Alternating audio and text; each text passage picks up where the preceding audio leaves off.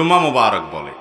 তো মূলত ঈদ উপলক্ষে, ঈদ উল ফিতর বা ঈদ উল আজহা উপলক্ষে সাহাবীরা একে আজকের এই বিষয়টি নিয়ে আলোচনা করবেন প্রখ্যাত আলেমে দ্বীন শেখ আহমদুল্লাহ। চলুন বিষয়টি দেখে আসি। জুমা মুবারক বলে। তো মূলত ঈদ উপলক্ষে, ঈদ উল ফিতর বা ঈদ উল আজহা উপলক্ষে সাহাবীরা একে অন্যকে শুভেচ্ছা জানাতেন এবং একে অন্যকে ঈদ উল আজহা, ঈদ উল ফিতর উপলক্ষে দোয়া করতেন। তাকাব্বালাল্লাহু মিন্না ওয়া মিনকুম। তাকাব্বালাল্লাহু মিন্না মানে রমজানে যত ইবাদত করলাম, ঈদ উপলক্ষে আল্লাহ আমাদের সেগুলো যেন কবুল করেন।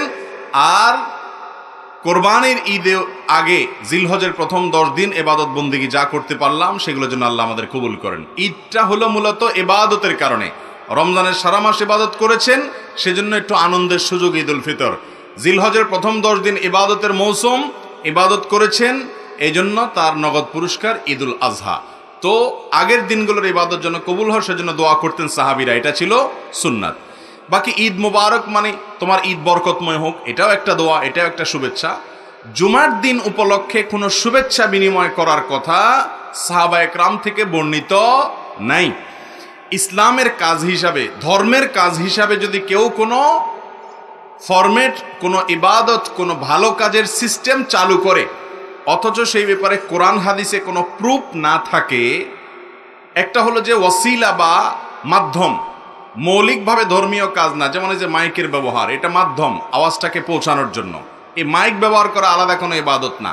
আরেকটা হলো মূলগতভাবে ইবাদত, যেটা মূলগতভাবে ইবাদত মাকাসেদ যেটাকে বলা হয়, সেখানে নতুন কিছু সংযোজন করা যাবে না, সেখানে সেটাই গ্রহণ করতে হবে যেটা কোরআন এবং হাদিস থেকে বর্ণিত হয়ে এসেছে। অতএব জুমা মুবারক এরকম বলা বা জুমার দিন উপলক্ষে কোনো অভিবাদন আদান প্রদান করার কোনো শিক্ষা, কোনো নির্দেশ কোরআন হাদিস থেকে আমরা পাই না।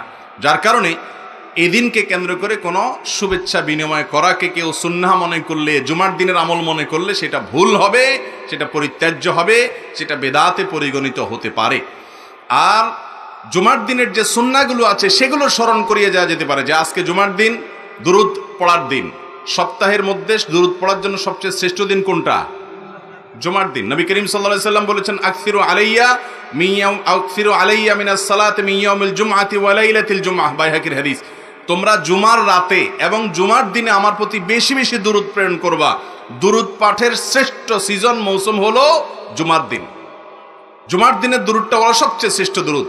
আর এজন্য বৃহস্পতিবার সন্ধ্যার পর থেকে নিয়ে জুমার দিন সন্ধ্যার আগ পর্যন্ত 24 ঘন্টা দুরুদ পাঠের সময়, এই টাইমটাতে অন্য